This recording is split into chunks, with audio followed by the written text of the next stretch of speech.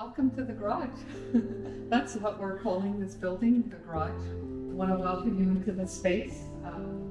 The best thing, the very first thing that we pretty much bought in this space was the tables, so that we could sit around and talk to each other and learn about each other.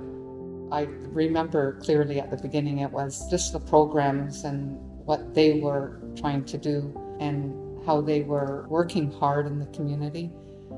Really impressed me and really made me want to walk alongside of them and do, but I knew that they were boots on the ground and they knew what to do, and so it was just partnering with them and providing a space for what they felt would work well. And then I started meeting the outreach workers from Kermode and from the Gitladak, Nishka, from Kasan. Then I started meeting the outreach workers.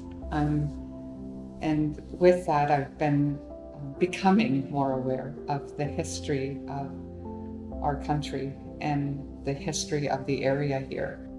So I saw the one on the Sweat Lodge, and I was interested in that, and I went, and it was about a 2-3 hour teaching of a Sweat Lodge, about each part of it, even right from the wood or the trees that support it, and the fire, and the line, and just the rocks and everything. And we were invited to participate in the Sweat Lodge at the end. At first I didn't think that I would go because I thought that I would, I don't know, I just felt shy about going, and I felt maybe too vulnerable. It was always the freedom if I didn't want to participate in something, and I could always, there was a way of going out if you wanted to, but I didn't. The whole thing was very spiritual and very emotional and very connecting. And when I left, I felt that I was sad that that was all taken away, because I felt that, as a society, as a country, if we had embraced that with what others knew already, it would have strengthened, it would have accentuated everything, and instead of pulling that all away and saying that was bad and what that did to people. 2 months ago I lost a sister, and I think, I don't know how I grew up, I feel like, they passed away and you remember them, but what I learned from reading, from hearing others talking, that about the ancestors, there's always often that people talk about their ancestors and that they're so with them and they're still guiding them and they're still sort of speaking into their life, and that's probably one of the most beautiful things I've learned, because I feel like now my brother's with me and my sister's with me and they're cheering me on, and they're it's almost like you keep living with them instead of it just being cut off and gone. And that's been probably one of the most beautiful things I've learned. I guess as a community or as a nation, from what I've learned, I wish that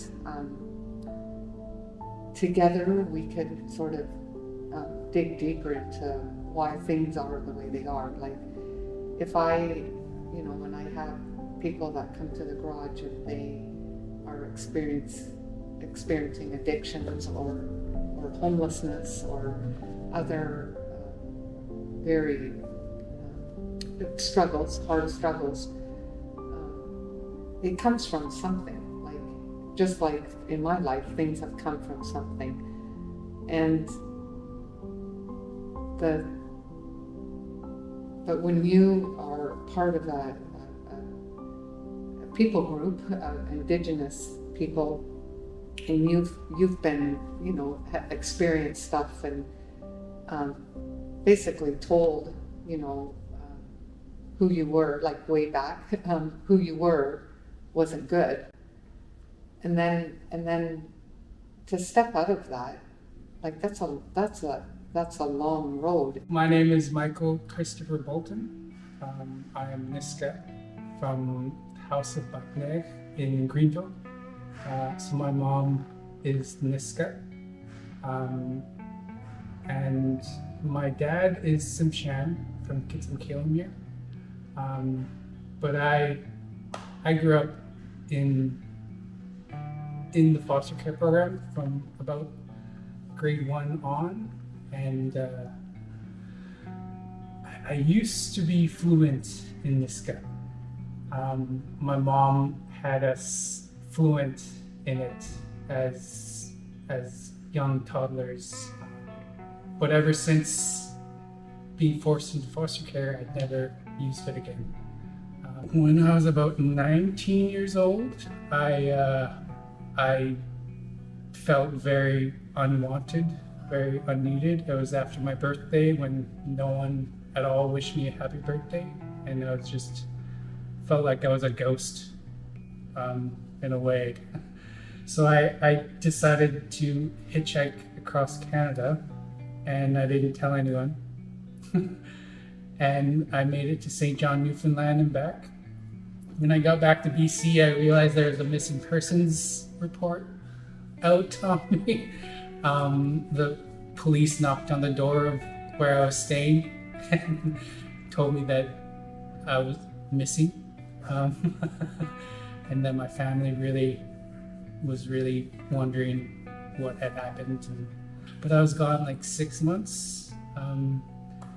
And it really showed me that I didn't know who I was. Yeah, I could say that I was Niska and from BC, but that's all I knew about my heritage. So after that, I sort of made it a mission to learn my history. So I joined the Frida Deasing School of Northwest Coast Art. Because traditionally, our stories were told through the potlatch system and through stories around the fire pit. I see parallels of my story in so many others. Even people who had gone through residential schools, like they were taken away and they were harmed for speaking their language. It's you never know the path someone has walked, and it's just nice to have a helping hand along the way, for sure.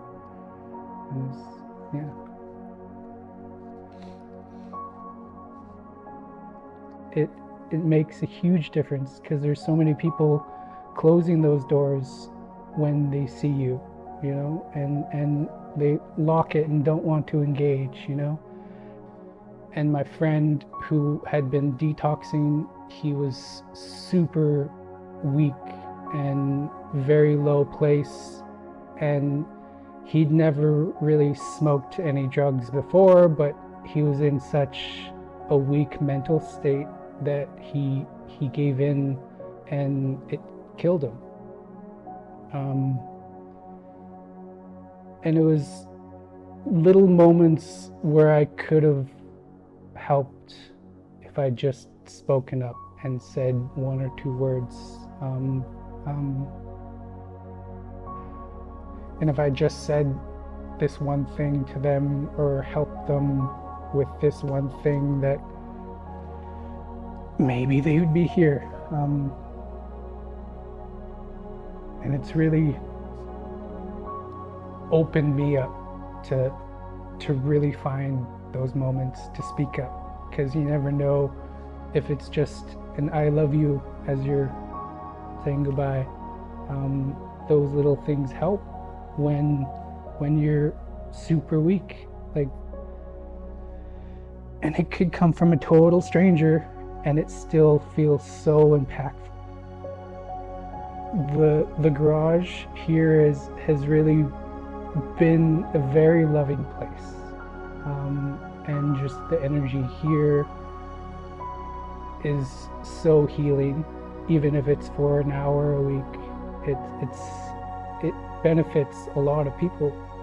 Through meeting these people, I just want to do more for them. And even if it's just being happy and joking, like just making someone's day can save their life, you know?